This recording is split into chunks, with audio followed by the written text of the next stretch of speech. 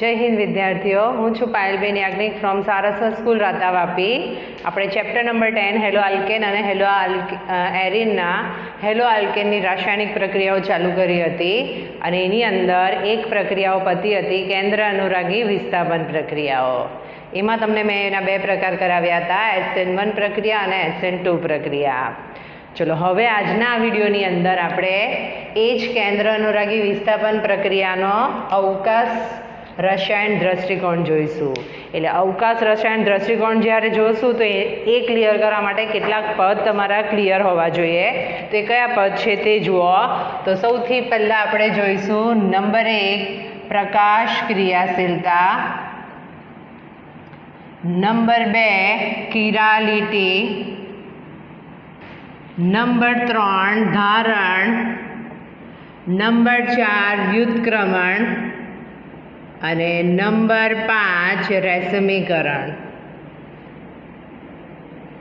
એટલે જે પ્રક્રિયા જોઈ ગયા છે SN1 SN2 એના જ બીજા ઉદાહરણ લઈને જોઈશું. તેનો અવકાશ રસાયણ દ્રષ્ટિકોણ જોઈશું. વારાફરતી જોઈએ શું છે. તો સૌથી પહેલાં આપણે સ્ટાર્ટ કરીએ નંબર 1 પ્રકાશ ક્રિયાશીલતા. શું છે પ્રકાશ ક્રિયાશીલતા તે જુઓ. તમારી ટેક્સ્ટબુકની અંદર આ બધી વ્યાખ્યાઓ એક સાથે બધું થિયરી ફોર્મમાં લખીને આપ્યું છે. હું સમજાવી દઉં, પછી તમારે એ રીતે નોટ્સ બનાવી હોય તો બનાવી શકો. પ્રકાશ ક્રિયાશીલતાની અંદર આપણે જોઈશું કે કેટલાક કાર્બનિક સંયોજનો એવા છે એની અંદરથી જ્યારે ધ્રુવીભૂત પ્રકાશ જો પ્રસાર કરવામાં આવે તો એ ધ્રુવીભૂત પ્રકાશના તલનું પરિભ્રમણ કરે છે. હવે આ થિયરી જ્યારે સમજશો તો હું જે પણ શબ્દ બોલું છું એના પર તમારે ધ્યાન આપવું પડશે. ધ્રુવીભૂત પ્રકાશ, આ કદાચ નામ તમે પહેલી વાર સાંભળ્યું હશે. શું છે ધ્રુવીભૂત પ્રકાશ? એનો એક પ્રયોગ છે. એ પ્રકાશ તમારે માપવું હોય અથવા તો આ પ્રકાશ ક્રિયાશીલતાનું માપન કરવું હોય તો એક સાધનનું નામ છે પોલરીમીટર. હાઇલાઇટ કરજો. અને એની અંદર આપણે પ્રયોગ કરશું. તો આ આકૃતિ તમને નથી આપી, પોલરીમીટર ખાલી નામ આપ્યું છે. તો શું થાય છે તે જુઓ. તો સામાન્ય પ્રકાશનો જે સ્ત્રોત છે એ લેવામાં આવે. હવે આની અંદરથી જે પ્રકાશ નીકળશે એ બધી જ દિશામાં દોલનો કરશે. એટલે જ્યારે તમે એના દોલનોનો અભ્યાસ કરશો તો આ રીતના હશે. તો આ હશે સામાન્ય પ્રકાશ. પણ જ્યારે એને નિકોલ પ્રિઝમ નામ એટલે આપવામાં આવ્યું છે કે સૌથી પહેલાં નિકોલ નામના સાયન્ટિસ્ટ હતા જેમણે નિકોલ પ્રિઝમની શોધ કરી હતી. તો જ્યારે આ સામાન્ય પ્રકાશને નિકોલ પ્રિઝમમાંથી પસાર કરશો તો એની અંદર જે દોલનો થશે એ ફક્ત એક દિશામાં જ થશે. અને આવો જે પ્રકાશ છે એને કહેવામાં આવે ધ્રુવીભૂત પ્રકાશ. તો સામાન્ય પ્રકાશ અને ધ્રુવીભૂત પ્રકાશ શું છે તે ક્લિયર થયું. તો પ્રકાશ ક્રિયાશીલતામાં મેં શબ્દ વાપર્યો હતો કેટલાક સંયોજનોમાંથી ધ્રુવીભૂત પ્રકાશમાંથી પસાર કરતા. એટલે હવે આપણે જે પદાર્થ પ્રકાશ ક્રિયાશીલ છે કે નહીં માપવો હોય એને પર્ટિક્યુલર કાચની એક નળીમાં લઈને એ નળીમાંથી આ ધ્રુવીભૂત પ્રકાશ પસાર કરવામાં આવે. એની સામે એક વિશ્લેષક મૂક્યું હોય અને અહીંયા ગાડીથી જે વ્યક્તિએ અનુમાન કરવું હોય કે પ્રકાશ ક્રિયાશીલ સંયોજન છે કે નહીં એ અહીંયાથી અવલોકન કરશે. તો કેટલાક સંયોજન એવા હશે જેનું જમણી બાજુ કોણાવર્તન કરશો તો તમને પરિભ્રમણ એટલે કે પ્રકાશ જોવા મળે અને કેટલાકનું ડાબી બાજુ પરિભ્રમણ કરશો તો જે સંયોજનનું કોણાવર્તન જમણી બાજુ થશે એને આપણે કહીશું દક્ષિણ ભ્રમણીય અને એને જ કહેવામાં આવે ડેક્સ્ટ્રો અને એને સ્મોલ ડી તરીકે લખવામાં આવે અને એ હશે ક્લોકવાઇઝ હશે એટલે ઘડિયાળના કાંટાની દિશામાં. એટલે એના માટે કયો શબ્દ વપરાય છે? પ્લસ. અને કેટલાક સંયોજનો એવા હશે જે ડાબી બાજુ કોણાવર્તન કરો તો તમને મળે રિઝલ્ટ, તો એ હશે ડાબી બાજુ. એને કહેવામાં આવે વામ ભ્રમણીય અને એને જ કહેવામાં આવે લીવો. એટલે એને સ્મોલ એલથી લખાય અને એ પરિભ્રમણ હશે ઘડિયાળના કાંટાની વિરુદ્ધ દિશામાં એટલે એને કહેવામાં આવે માઇનસ. તો ડેક્સ્ટ્રો ડી લખ્યું હોય તો એ દક્ષિણ ભ્રમણીય પરિભ્રમણ, અને લીવો લખ્યું હોય, એલ લખ્યું હોય તો વામ ભ્રમણીય. પ્લસ માઇનસ સાઇન પણ એ જ રીતનું હશે. તો આ રીતે આપેલો પદાર્થ પ્રકાશ ક્રિયાશીલ છે કે નથી તે માપી શકાય. હવે દરેક વખતે સાધનની અંદર કેમિકલ લઈને તમે થોડા દ્રાવણને લઈને થોડા નક્કી કરવાના કે પ્રકાશ ક્રિયાશીલ છે કે નહીં. તો આ તમે કિરાલની અંદર અસમ કાર્બન જોશો ત્યાં તમને ખ્યાલ આવશે સંયોજનના ઉપરથી જ કે આપેલો પદાર્થ પ્રકાશ ક્રિયાશીલ છે કે નથી. એ જેમ થિયરી આવે તેમ આપણે સમજશું. તો આ થિયરીની અંદર તમારે જે મેઇન યાદ રાખવાનું છે આ ડેક્સ્ટ્રોલિયોસમ કેવી રીતે મળે છે અને પોલરીમીટર નામના સાધનની અંદર કેવી રીતની ઘટના થાય. ચલો આ તમારી બુકમાં નથી આપ્યું, તમારે લખવું હોય તો લખી શકો અથવા સ્ક્રીનશોટ લઈ લો.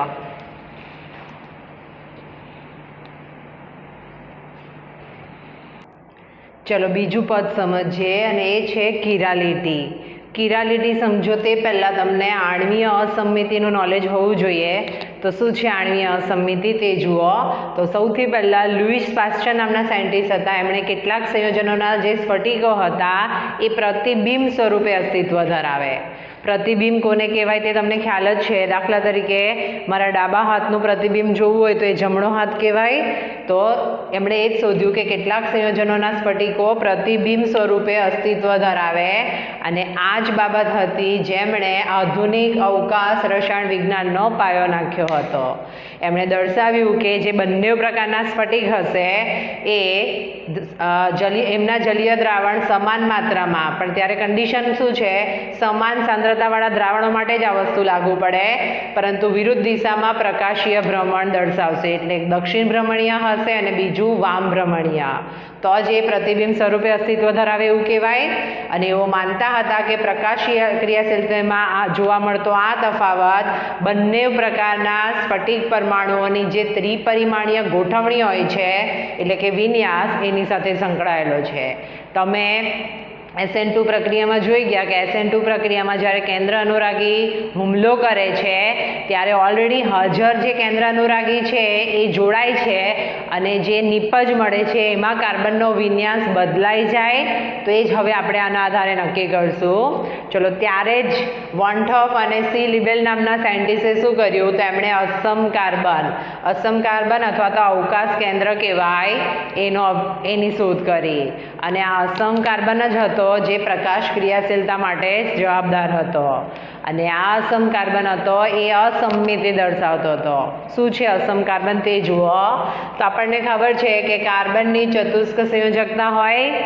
તો જ્યારે કાર્બન સાથે જે જોડાયેલા ચાર ક્રિયાશીલ સમૂહ અથવા તો પરમાણુઓ, હું જે શબ્દ બોલું છું તે ધ્યાન રાખજો, કાર્બન સાથે જોડાયેલા ચારે ચાર પરમાણુ અથવા ક્રિયાશીલ સમૂહ અલગ અલગ આવેલા હોય તો એવો કાર્બન હશે એને કહેવાય અસમ કાર્બન. અને તમે જ્યારે પણ કોઈ બુક રેફરન્સ બુકમાં કાર્બન ઉપર સ્ટાર કરેલું જોશો તો એ સ્ટાર બીજું કંઈ નહીં અસમ કાર્બન હશે એનું નિરૂપણ કરે. ચલો હવે આ પ્રકાશ ક્રિયાશીલતાના પોલરીમીટરના સાધનમાં મેં તમને કીધું કે દરેક વખતે પોલરીમીટરની અંદર નળીમાં આપેલા પદાર્થનું જલીય દ્રાવણ લઈને થોડું નક્કી કરવા બેસાય કે પ્રકાશ ક્રિયાશીલ છે કે નહીં. તો હવે તમે માત્ર સૂત્રનું બંધારણીય સૂત્ર લખશો અને જો એ અસમ કાર્બન ધરાવતો હશે તો એવા પદાર્થો હશે પ્રકાશ ક્રિયાશીલ. ખ્યાલ આવશે શું બોલું છું? એટલે અસમ કાર્બન હશે તો એ પ્રકાશ ક્રિયાશીલ હશે અને અસમ કાર્બન ના હોય, દાખલા તરીકે અહીંયા આગળ આપી દીધું હતું CH3, અહીંયા એક CH3 હતો જ એટલે આ અસમ કાર્બન નથી એટલે એ પ્રકાશ ક્રિયાશીલ નહીં હશે. ખ્યાલ આવશે? તો એ જ એના આધારે હવે આપણે નક્કી કરશું. ચલો હવે જોઈએ શું છે કિરાલિટી. તો કેટલાક સંયોજનો એવા હોય છે કે એના વસ્તુ પ્રતિબિંબ ઉપર અધ્યારોપિત કરી શકાય. હું જે શબ્દ બોલું એ બરાબર ધ્યાનથી જોજો. અને કેટલાક એવા હોય છે કે જેને એના પ્રતિબિંબ ઉપર અધ્યારોપિત કરી શકાતા નથી. તો જે સંયોજનને તેના પ્રતિબિંબ ઉપર અધ્યારોપિત કરી શકાય તો એને કહેવાય બિનકિરાલ અને ના કરી શકાય તો શું કહેવાય? કિરાલ. ચલો એક ઉદાહરણ આપું. આપણે આગળ જોઈ ગયા તે જ. આ મારો જમણો હાથ છે, એનું મારે જો પ્રતિબિંબ જોવું હોય તો ડાબો હાથ આવવાનો. તો જમણા હાથને ડાબા હાથ પર પ્રત્યારોપિત કરી શકાતા નથી, માટે આ કિરાલ કહેવાય. પણ જો હું સમતલ બદલી કાઢું તો ડાબા હાથ પર જમણા હાથને મૂકી શકાયો, તો ત્યારે એને કહેવાશે બિન કિરાલ. તો કિરાલ બિન કિરાલ ક્લિયર થયું? ચલો હજુ બીજા ઉદાહરણ જુઓ. કલ્પના કરો કે આ જે ડોટેડ લાઈન છે એ અરીસો છે. અહીંયા ગાડી મેં લખ્યું છે પી. હવે હું તમને કહું કે અરીસામાં આનું પ્રતિબિંબ શું હશે? તો એ ક્યુ કહેવાય. એટલે એકબીજા ઉપર અધ્યારોપિત કરી શકાય કે ના કરી શકાય? ના કરી શકાય. માટે આવા જે સંયોજનો હશે એને કહેવાય કિરાલ. અને આ પ્રકારની જે ઘટના બને એને શું કહેવામાં આવે? કિરાલિટી. ચલો હવે એની આગળ જાઓ. ફરીથી અરીસો લો. તમારી પાસે આલ્ફાબેટ છે ઓ, અને અરીસામાં ઓનું પ્રતિબિંબ જુઓ. ઓનું પ્રતિબિંબ તો તમને શું મળવાનું? ઓ જ મળવાનું. તો એવા જે સંયોજનો હશે એને શું કહેવાય? બિનકિરાલ સંયોજન. એટલે આમાં ઊંધું છે. અધ્યારોપિત ના કરી શકાય તો એ કિરાલ કહેવાય, અને અધ્યારોપિત કરી શકાય તો એને શું કહેવાય? બિનકિરાલ. એટલે ડેક્સ્ટ્રો અને લિયો તમે સંયોજન જોશો તો એકબીજા ઉપર અધ્યારોપિત કરી શકાશે. માટે એટલે અલગ અલગ સંયોજન આવશે, એનું રોટેશન તમારે જોવાનું આવશે, પ્રતિબિંબ બધું ભણવાનું આવશે. ત્યારે આ કન્સેપ્ટ તમારે ધ્યાન રાખવાનો હશે. ચલો હવે આપણે એક બે ઉદાહરણ જોઈએ ને એના આધારે કિરાલિટી અને બિનકિરાલનો કન્સેપ્ટ સમજીએ. તો સૌથી પહેલાં આપણે ઉદાહરણ લઈએ છીએ બ્યુટેન ટુ ઓલ. ચલો તો હું ઉદાહરણ લખું છું બ્યુટેન ટુ ઓલ. તો સૌથી પહેલાં એ પ્રકાશ ક્રિયાશીલ ગુણધર્મ ધરાવશે કે નહીં તે જોઈએ. તો પહેલાં બ્યુટેન ટુ ઓલનું સૂત્ર લખીએ. તો બ્યુટેન ટુ ઓલ એટલે 4 કાર્બન છે, એમાં બીજા નંબરના કાર્બન ઉપર OH છે, CH3 CH2 CH3. એટલે આ એક કાર્બન છે, એની સાથે એક H આવ્યો, બીજા સાથે CH3 આવ્યો, અહીંયા OH આવ્યો અને અહીંયા C2H5 આવ્યો કહેવાય. માટે આ જે હશે અસમ કાર્બન આવ્યો. હવે મેં તમને ડોટેડ લાઇન, ઘાટી લાઇન અને સિમ્પલ લાઇનનો અર્થ સમજાવ્યો હતો. બોર્ડના સમતલના સામેના તરફ, પાછળના તરફ અને બોર્ડના સમતલ પર. તો આપણે એ રીતે દર્શાવીએ. તો સપોઝ આ C સાથેનો OH આ રીતે દર્શાવ્યો છે, એક CH3 છે એને આપણે આ રીતે દર્શાવ્યો, એની સાથે C2H5 છે એને આપણે આ રીતે દર્શાવ્યો, C2H5, અને હવે રહી ગયો એક H. હવે આની અંદર હું જ્યારે વચ્ચે અરીસો મૂકું અને તમને પૂછું આનું પ્રતિબિંબ શું મળશે, આને સંયોજનને નામ આપી દઈએ. બરાબર આનું પ્રતિબિંબ જુઓ તો આ કાર્બન આ રીતનો આવવાનો, આવે છે અહીંયા આવશે. પ્રતિબિંબ છે એટલે જે CH3 એ આ તરફ હશે, આ જે સંયોજન છે C2H5 એ આ રીતનું હોવાનું, અને જે H છે એ આ રીતનું. જુઓ વચ્ચે અરીસો મૂક્યો હોય અને આ ડાબી બાજુનું સંયોજન જમણી બાજુ તરફનું પ્રતિબિંબ હોય એવું લાગે છે. તો આવા જે સંયોજનો છે એને આપણે પ્રતિબિંબીય કહીશું. હવે તમારી SN2 પ્રક્રિયામાં વિન્યાસ બદલાઈ જાય છે એવું મેં કીધું હતું. તો હવે ક્લિયર થાય? ચલો હવે ડોટેડ લાઈન નથી આપી, સીધી લીટી આપી છે. ડોટેડ લાઈન હોય તો અરીસો કહેવાય. આ જ સંયોજનનું તમારે 180નું રોટેશન કરવાનું છે. 180 ડિગ્રીનું રોટેશન એટલે અહીંયા ગાડી હોય એનું આખું રોટેશન કરવાનું છે. 90 ડિગ્રી એટલે અડધું થાય. તો જ્યારે તમે આ જ સંયોજનનું 180નું રોટેશન કરશો તો આ જે OH છે એનું 180નું રોટેશન એટલે OH અહીંયા આવી જવાનો. એટલે જ્યારે રોટેટ કરીને લખશો તો COH. એવું જ C2H5 OH છે એનું રોટેશન થશે 180 એટલે અહીંયા આગળ આવી જવાનું. એટલે એનું સંયોજન તમે જોશો તો અહીંયા આવશે C2H5, એના પછી જુઓ CH3નું તમારે 180નું રોટેશન કરવાનું એટલે અહીંયા આગળ આવશે. તો આ જે છે એની અંદર CH3 અહીંયા આવશે અને આ જે H છે એનું 180નું રોટેશન થશે એટલે આ રીતનું રહેશે. તો આને સંયોજન C આપીએ. ચલો હવે જુઓ A Bનું પ્રતિબિંબ છે. હવે જે C છે એને A પર અધ્યારોપિત કરવો હોય તો કરી શકાય કે ના કરી શકાય?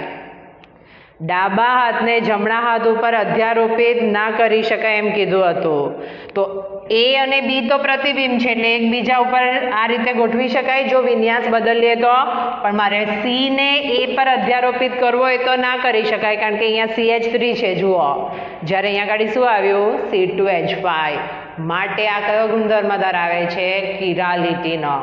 ખ્યાલ આવ્યો આખો કન્સેપ્ટ શું છે? તો આ બહુ જ અગત્યનું સૂત્ર છે બ્યુટેન ટુઓલની અંદર. આવા તમને અલગ અલગ સૂત્ર આપે ને તમને પૂછી શકે કે કિરાલિટીનો ગુણધર્મ ધરાવે કે નહીં. ચલો એના પછી આપણે બીજું ઉદાહરણ જોવાનું છે. તમારી નોટમાં લખવાનું છે અથવા સ્ક્રીનશોટ લઈ લો.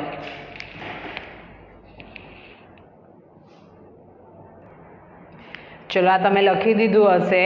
હવે આની જ સાથે બિનકિરાલ હોય એવી કમ્પેરિઝન સમજાવું છું. તો આ મેં જે સમજાવ્યું એમાં સી ને એ ઉપર અધ્યારોપિત નહોતું કરાતું માટે પ્રોપેન ટુઓલ જે છે એ કેવો છે? કિરાલ કાર્બન ધરાવે અથવા કિરાલ સંયોજન છે. ચલો બ્યુટેન ટુઓલ. હવે ઉદાહરણ લઈએ પ્રોપેન ટુઓલ. અહીંયા ધ્યાન આપો. પ્રોપેન ટુઓલ એની અંદર સેમ આવા 3 સૂત્ર બનાવવાના છે. પ્રોપેન ટુઓલ એટલે 3 કાર્બન છે, એની સાથે સેકન્ડ નંબર પર OH આવેલો છે અને અહીંયા શું આવશે? CH3. જુઓ જો એને જ ખ્યાલ આવી જાય 2 CH3 સરખા આવ્યા એટલે આ અસમ કાર્બન નથી માટે બિનકિરાલ હોવાનો. ચલો આપણે સાબિત કરીએ કેવી રીતે બિનકિરાલ છે. તો જેવું આમાં સૂત્ર બતાવ્યું એવું આમાં સૂત્ર બતાવીએ. મિડલનો કાર્બન લઈ લીધો, એની સાથે OH લઈ લીધો, તો એની સાથે 2 CH3 છે એને આપણે આ રીતે બતાવી શકીએ. વધારાનો એક હાઇડ્રોજન આવ્યો છે.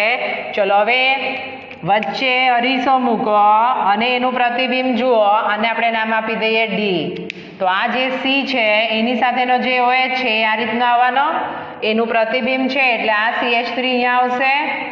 આ જે CH3 તમારો રહી ગયો એ તમારો આ રીતનો આવશે અને અહીંયા આવશે H. એને આપણે નામ આપીએ E. ચલો તો બંનેને ધ્યાનથી જુઓ તો ડી અને E એકબીજાના પ્રતિબિંબ હોય એવું લાગે છે એટલે આ બંને એકબીજાના પ્રતિબિંબ છે. તમને જ્યાં સૂત્ર લખીને આપ્યું છે એની નીચે આ બધી ડિટેલ લખીને આપી છે, જોતા રહેજો. ચલો હવે હું લીટી દોરું છું સીધી અને તમને પૂછું કે આનું 180નું રોટેશન કરો.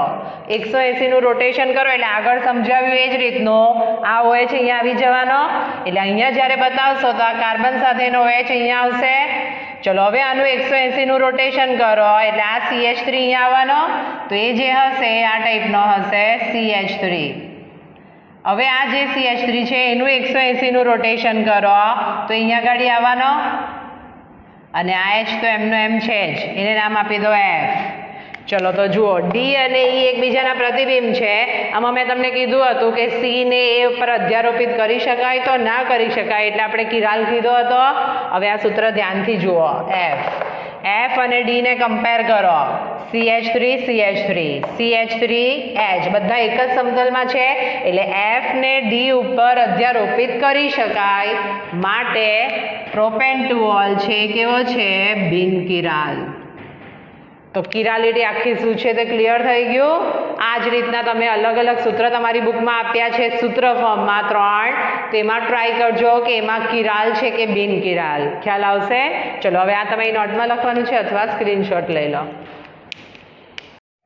ચલો એની આગળનો કન્સેપ્ટ જોઈએ તે પહેલાં તમારી બુકમાં આ જે રેસમીકરણવાળો ટોપિક છે મિડલમાં આપી દીધો છે અને પ્રતિબિંબ સમઘટકોની તમને કન્સેપ્ટ લખાવ્યો છે.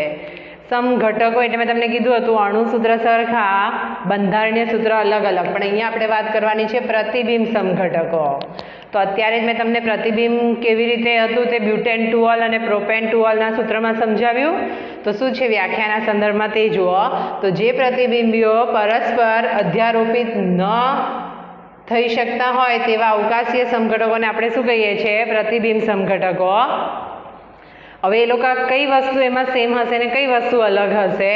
તો જે પ્રકાશીય સમઘટકો હશે એ તેમના ગલનબિંદુ અને ઉત્કલન બિંદુ, વક્રીભવનાંક, દ્રાવ્યતા જેવા ભૌતિક ગુણધર્મ બંનેના સરખા હશે, પણ એક બાબતમાં બંને અલગ પડશે અને એ બાબત હશે ધ્રુવીભૂત પ્રકાશના ભ્રમણની દિશા.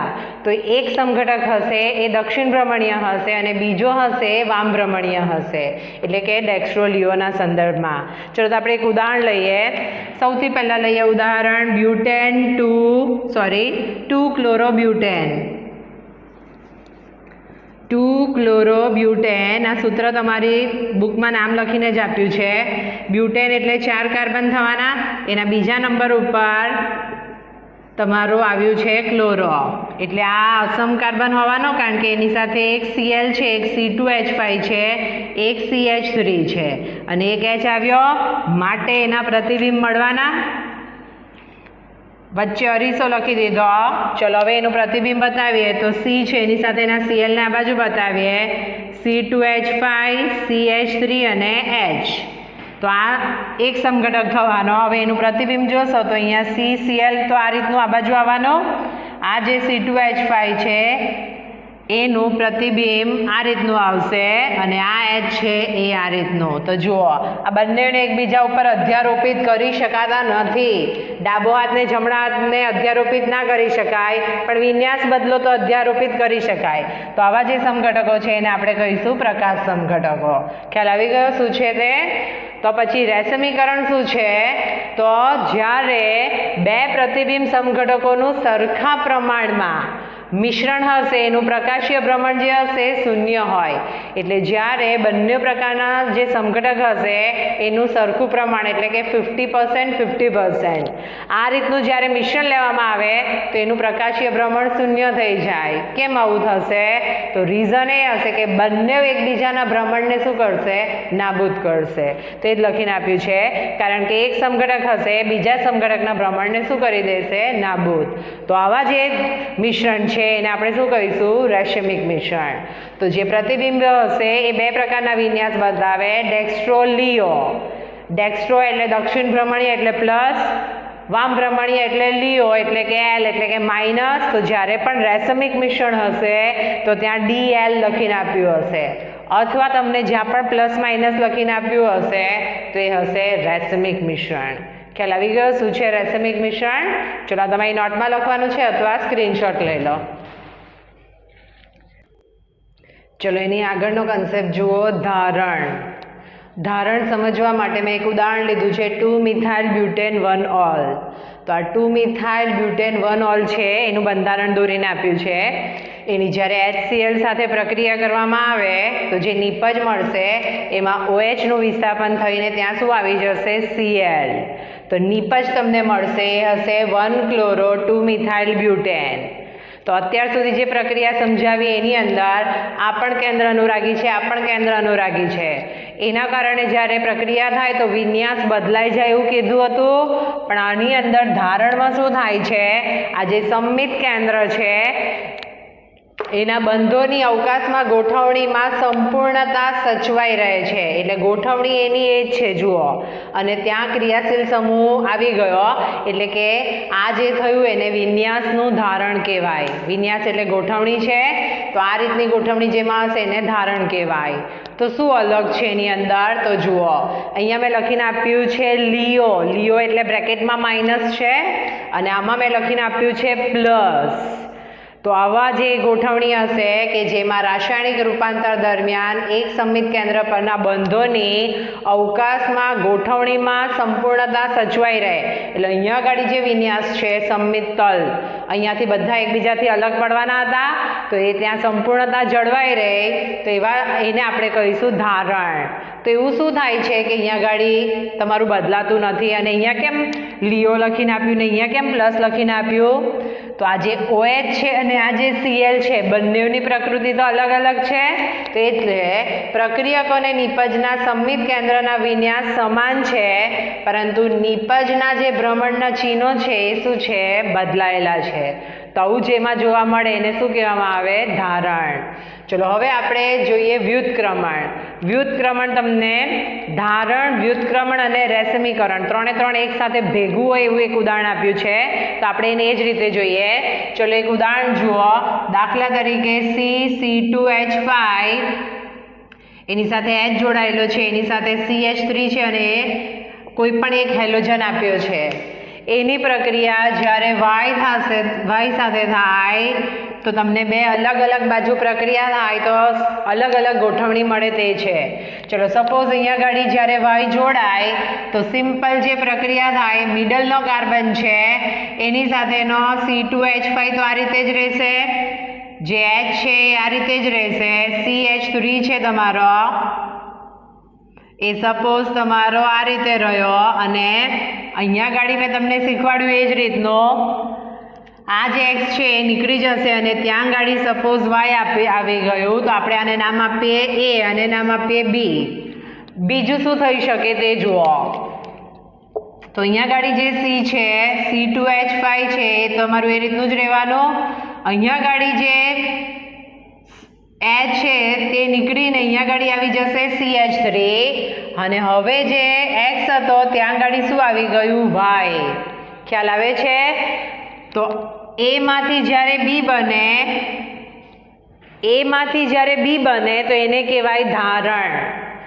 જે તમારો સમમિત કેન્દ્ર છે એના પરના બંધોની અવકાશીની ગોઠવણી છે એમાં સંપૂર્ણતા જળવાઈ રહી. તો આ જે છે એને વ્યુત્ક્રમણ કહેવામાં આવે. કેમ વ્યુત્ક્રમણ કહેવામાં આવે? તો એક્સની જગ્યાએ વાય આવે છે પણ અહીંયા ગાડી આના જે ગોઠવણી હતી એની અંદર આમાં ચેન્જ થાય છે. એટલે આપણે એવું કહી શકીએ કે જ્યારે એની પ્રક્રિયા વાય સાથે થાય આ સંયોજનની, જો તમને એ અને બીનું મિશ્રણ મળે તો એ 50:50નું મિશ્રણ હશે અને એને જ કહેવામાં આવે રેસમિક મિશ્રણ. અને આ પ્રકારની ઘટનાને શું કહેવામાં આવે? રેસમીકરણ. તો આ જે થયું એને કહેવામાં આવે વ્યુત્ક્રમણ. આ જે થયું એને કહેવામાં આવે ધારણ. અને એમાંથી જ્યારે સી અને બીનું મિશ્રણ મળે તો એની અંદર તમે જોઈ શકો છો એકબીજાના પ્રતિબિંબ હોય એ રીતનું લાગે છે તમને. એના ઉપરથી તમે એવું કહી શકો કે એ શું છે? રેસમિક મિશ્રણ. એટલે એક ડેક્સ્ટ્રો સમઘટક હશે અને એક લિયો સમઘટક. તો એને આ રીતનો આવે. તો આપણે જોઈ ગયા પ્રકાશ ક્રિયાશીલતા, કિરાલિટી, ધારણ, વ્યુત્ક્રમણ અને રેસમીકરણ. આ બધા કન્સેપ્ટનો ઉપયોગ કરીને હવે આપણે જોઈશું, આપણે જે SN1 પ્રક્રિયા જોઈ ગયા અને SN2 પ્રક્રિયા જોઈ ગયા એની અંદર આ કન્સેપ્ટ રેસમીકરણ, ડેક્સ્ટ્રોલિયો કેવી રીતે દર્શાવી શકાય. ચલો તમારી નોટમાં લખવાનું છે અથવા સ્ક્રીનશોટ લઈ લો.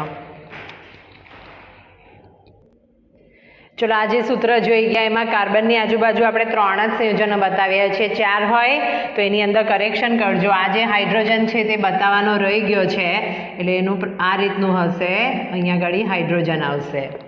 ખ્યાલ આવી ગયો? ચલો તો આ લખી દો.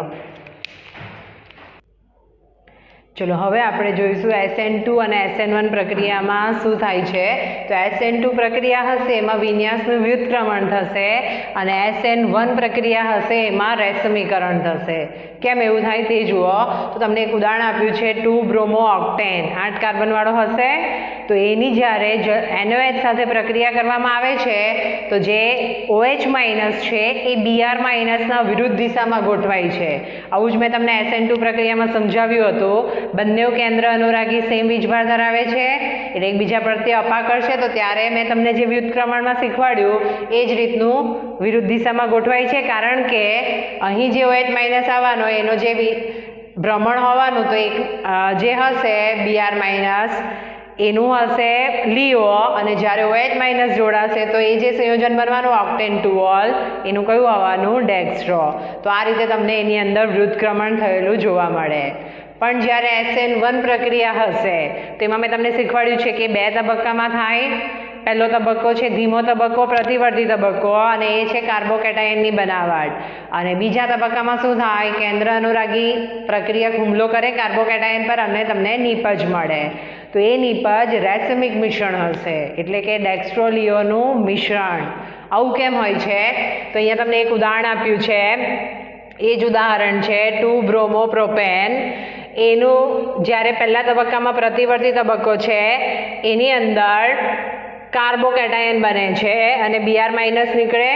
હવે એની સાથે જે કેન્દ્ર અનુરાગી OH- છે એ 2 રીતે હુમલો કરી શકે. જમણી બાજુથી પણ હુમલો કરી શકે, ડાબી બાજુથી પણ હુમલો કરી શકે. કેમ? તો આ જે કાર્બોકેટાયન બન્યો એ sp2 સંકૃત હોવાથી સમતલ્ય હોવાનો, અને એના કારણે જો જમણી બાજુથી હુમલો કરશે તો તમને લિયો બ્યુટેન 2ઓલનું સૂત્ર મળશે. OH માઇનસ જોડાઈ જશે, અને જો ડાબી બાજુથી હુમલો કરશે તો તમને પ્લસ એટલે કે ડેક્સ્ટ્રોબ્યુટેન 2ઓલનું નિપજ મળશે. એટલે આપણે એવું કહી શકીએ કે આ કાર્બોકેટાયન બન્યો એમાં ડેક્સ્ટ્રોલિયો બ્યુટેન 2ઓલનું મિશ્રણ મળ્યું. તો આ જે મિશ્રણ મળશે એને કહેવાય રેસેમિક મિશ્રણ, અને આ પ્રકારની જે ઘટના છે એને શું કહેવામાં આવે છે? રેસમીકરણ. તો ખ્યાલ આવી ગયો. આજના ટોપિક બધા શું હતા તે? ચલો, તો આ તમારું હતું અવકાશીય રસાયણ વિજ્ઞાન. ચલો, આ તમારી નોટમાં લખવાનું છે અથવા સ્ક્રીનશોટ લઈ લો.